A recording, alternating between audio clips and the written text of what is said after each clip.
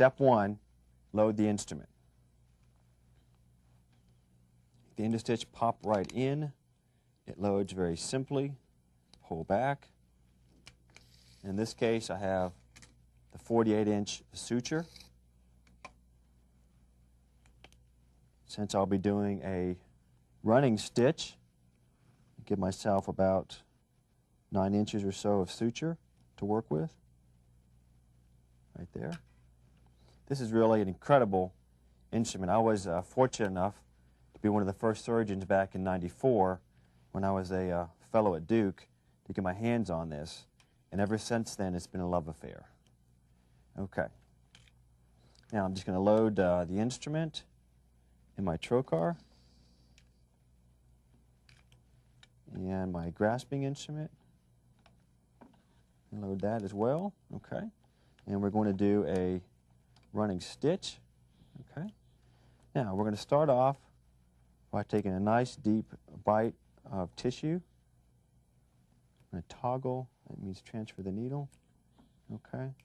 And one of the key steps is pulling the suture back so you have about 1.5 to 2 inches of suture on your tail. Okay. Now what I'm going to do is I'm going to make a surgeon's knot here and a couple throws. 1, 2. Always close the instrument when you pull back. And notice on my left hand, which is like the anchoring hand, doesn't move much at all. We call this the post. I'm going to keep that straight the whole time. It's going to be straight up to the sky, and it's going to stay that way the whole time. Now, as I come in, this is one of the key aspects, is looking at my loop. And if you'll notice right there, it forms a D, with the post being the vertical part of the D and the loop being the round part. So notice that the D forms, and the free arm of the EndoStitch, without the needle, goes right through the D. From your perspective, it's a backwards D, but it doesn't matter. Now just go behind the post, transfer the needle, transfer it back, and just pull. Okay? That's the fundamentals of the knot. Now, if the loop gets caught up here, it's not a big problem. Just bring it down.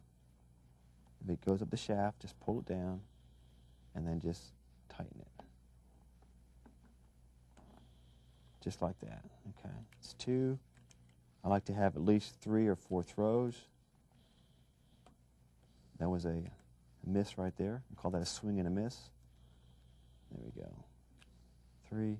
Now notice I'm watching my loop as we go. Boom, like that. Pull through like that. Okay. Now I'm going to do the running stitch. Got the needle on each side. There's 1.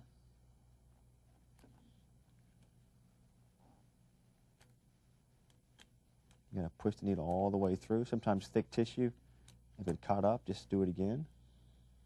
2. You have to squeeze real hard on this thick tissue. There's 3. Okay. Now, there's a variety of ways to finish. I'm just going to finish by tying to a loop here. So I'm going to grab my suture about 1 centimeter from the base. I'm going to come down and pass the needle again.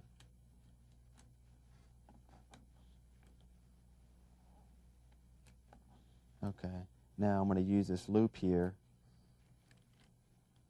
as a post and keep that straight up, and then just pass my needle around both sutures. Oh, that thing got in the way. Just use the free arm to get it out of the way. And just pull that down, pulling with my left hand. Sorry, pushing with my left and pulling with the right. The post comes straight up again. Now notice the loop. I'm always looking for that loop and putting the free arm inside the loop.